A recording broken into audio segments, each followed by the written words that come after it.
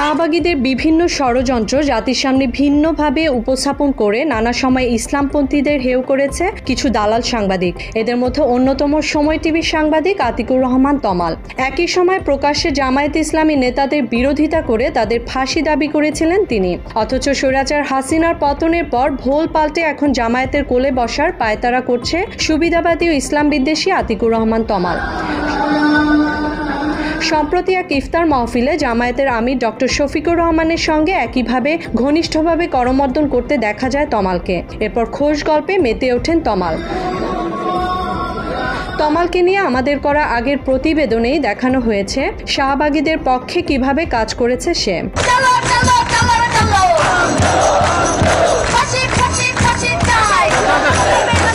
মুসলিম চিহ্নকে অপছন্দ করা শাহবাগী লাকি আক্তার। 2013 সালে আওয়ামী লীগ সরকারের পৃষ্ঠপোষকতায় শাহবাগে জামায়াতের অন্যতম কারিগর ছিলেন তিনি, যে জামায়াত থেকে ফাঁসির দাবি করা হয় জামায়াত নেতাদের।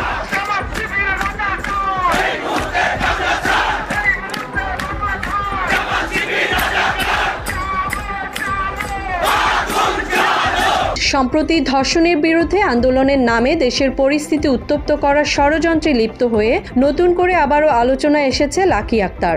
আমরা দেখেছি আমাদের যে সরকার ক্ষমতায় এসেছেন, ইন্টারিম সরকার, সেই সরকার নিদারুণভাবে ব্যর্থতার পরিচয় দিয়েছেন মানুষের জানমাল নিশ্চিত করার জন্য।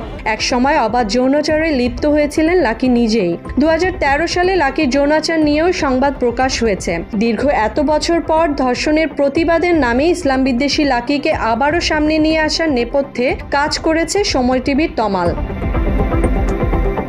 বর্তমানে সময় টিভির ডেস্ক ইনচার্জের মতো গুরুত্বপূর্ণ পদে আছেন তমাল। সম্প্রতি শাহবাগে লাকি আক্তারের কর্মসূচিতে ড্রোন ক্যামেরা সহ বিভিন্ন উপায়ে সংবাদ কভারেজ করেছেন সময় টিভি। অ্যাসাইনমেন্ট ডেস্ক ইনচার্জ হওয়ায় এসব সংবাদ কভারেজ ও ডিজাইন করে থাকে আতিকুর রহমান তমাল নিজেই। এছাড়া শাহবাগ ও লাকির প্রতি ভালোবাসার অন্যতম কারণ তিনি নিজেও একজন শাহবাগী। মাত্র 30% টাকায় জমির মালিক হয়ে নতুন বাংলাদেশের গড়ে তোলার স্বপ্ন দেখা বাংলা বসতি। সাম্প্রতিক সময়ে দেশের অস্থিরতা তৈরি করতে চাওয়া এমন একজন সাংবাদিক কিভাবে জামায়াতের আমিরের সঙ্গে একই মাহফিলে খোশ মেজাজে ইফতারের সুযোগ পায়, মানুষের মনে ঘুরছে সেই প্রশ্ন। একসময় চরম জামায়াত বিরোধী তমাল কেন এখন কোল ঘেঁষেছে দলটি, সন্দেহ সৃষ্টি করেছে সেটিও। আমাদের আগের প্রতিবেদনে দেখিয়েছি 2013 সালে একের পর এক জামায়াতের বিরুদ্ধে ফেসবুকে পোস্ট দিয়েছেন তমাল। তেমনই এক পোস্টে নিজেকে ফাঁসিবাদী দাবি করেন তিনি। মূলত জামায়াতে ইসলামী নেতাদের শাস্তি চক্রান্তের অংশ হিসেবে এমন পোস্টের মাধ্যমে স্বৈরাচার শেখ হাসিনার এজেন্ডা বাস্তবায়ন করেছেন তমাল। এ সময় অন্য আরেকটি পোস্টে কাদের মোল্লার পাশাপাশি জামায়াতে ইসলামের অন্য অনেক নেতারও ফাঁসির দাবি তোলেন এই সাংবাদিক।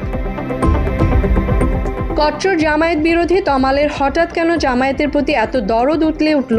ঘৃণা ভরে যাদের ফাঁসি দাবি করেছিলেন তাদের প্রতি ভালোবাসা জন্মানোর উৎস কি? একজন চরম ইসলাম বিদ্বেষী শাহবাগীকে এত কাছে টেনে যে অপরাধের সুযোগ করে দিচ্ছে জামায়াত, সে অপরাধের দায় কি ভবিষ্যতে দলটি নেবে? একইভাবে দেশের অন্যতম বৃহৎ রাজনৈতিক দল বিএনপির আন্দোলনকে উদ্দেশ্য করেও উস্কানিমূলক পোস্ট দিয়েছেন আতিকুর রহমান তমাল। আওয়ামী লীগের আমলে বিএনপিকে বুঝিয়ে নিজের পোস্টে তমাল লেখেন, অনেকদিন হরতাল নাই কেন? হরতালের জন্য জনদুর্ভোগের কারণে বিএনপির উপর দায় চাপান তিনি। তবে একই সময়ে বিরোধী রাজনৈতিক দলগুলোর উপর আওয়ামী লীগের চালানো অতিরিক্ত দমন পীড়ন নিয়েও চুপ থাকেন তিনি। তবে হাসিনার পালানোর পর হরতাল দেয়া বিএনপি এখন প্রিয় রাজনৈতিক দলে পরিণত হয়েছে তমালের। বিএনপি নেতা হাবিবুন নবী খান সোহেলের সঙ্গে তমালের তোলা হাস্যোজ্জ্বল ছবি সেই প্রমাণ দিচ্ছে। জামায়াত ও বিএনপি নেতাদের সঙ্গে একই টেবিলে বসে তমালের মতো ভুইফোর সাংবাদিকরা দেশবিরোধী চক্রান্ত করে যাচ্ছে, যার ফয়দা নেবে শেখ হাসিনাও তার দোসররা। কোনো রাজনৈতিক দলের আশকারায় ইসলাম বিদ্বেষী আর কাউকে নতুন ষড়যন্ত্রে লিপ্ত হওয়ার সুযোগ দেবে না বাংলাদেশের জনগণ। মুসলিমা জাহান মিতু, বাংলা এডিশন।